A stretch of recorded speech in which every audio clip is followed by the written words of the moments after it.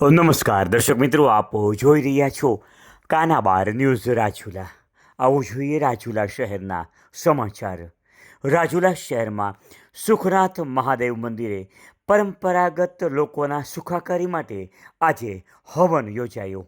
વર્ષોથી પરંપરાગત રીતે આ સુખાકારી હવનનું આયોજન કરવામાં આવે છે. આ હવનમાં રાજુલા શહેરના તમામ વિદ્વાન ભૂદેવો આ હવનમાં હાજરી આપે છે. શહેરના સર્વ સમાજના વેપારીઓ આ હવનમાં ખાસ હાજરી આપે છે અને સૌ કોઈ પોતપોતાના ધંધા રોજગાર સ્વૈચ્છિકપણે બંધ રાખી અને હાજરી આપે છે. જોકે જાણવા મળતી વિગત મુજબ આ હવન અંદાજિત 70 વર્ષથી પણ વધુ સમયથી આ હવન કરવામાં આવે છે. સુરગણાને હતે દેવેર્ય તસ્મિन् दुरात्मनि सुरा विबले च देव्या तां दोष्टभो व्रणदिनाम्रधिरौधराङ्गा वाग्विप्रहर्य बुलगोद्गमजारुदेहा आत्मशक्त्या विशेष देवगणशक्ति समूहमूर्त्या. દર વર્ષોની પરંપરાગત રીતે હવન કમિટી દ્વારા મુહૂર્ત આવતા હોય તે મુજબ હવનનું નક્કી કરવામાં આવે છે. લોકોના સુખાકારી તેમજ ખૂબ જ સારો વરસાદ પડે તે માટે આ હવનનું આયોજન આ કમિટી દ્વારા કરવામાં આવે છે. આપ જોઈ રહ્યા હતા કાનાબાર ન્યૂઝ રાજુલા. રાજુલા શહેરના આવા જ સમાચાર માટે કાનાબાર ન્યૂઝ ચેનલને લાઈક કરો, શેર કરો અને સબસ્ક્રાઈબ કરો, જેથી કરીને આપણા જ વિસ્તારના તમામ નાના મોટા સમાચારો આપને મળતા રહે.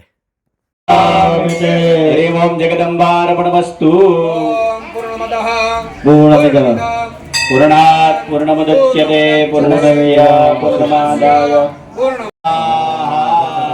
बोलो श्री सुखनाथ महादेव की जय. ओमनाथ महादेव की जय.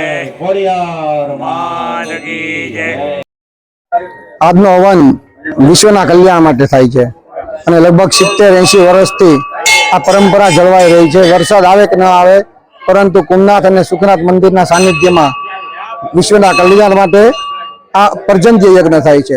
આ યજ્ઞમાં હોમાત્મક લઘુરુદ્ર સાથે ઇન્દ્ર ભગવાન અને ઋષિશૃંગ ભગવાનની આહુતિ આપવામાં આવે છે, જેથી વરસાદ વરસે અને પશુ પક્ષી, માનવ જાતિ અને સમગ્ર પ્રકૃતિનું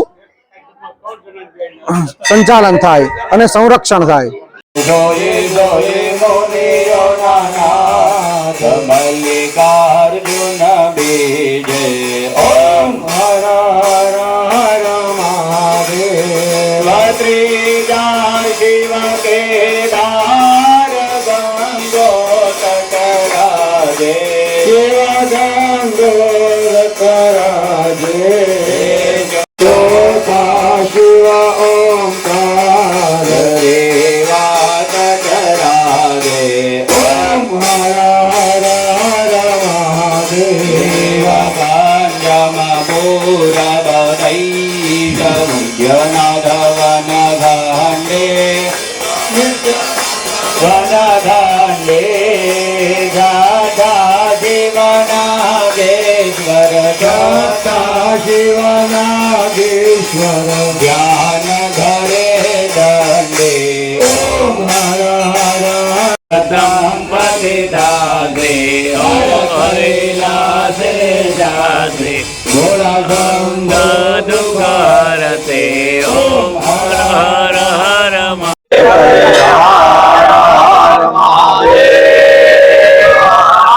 સુખનાથ મહાદેવ કી જય.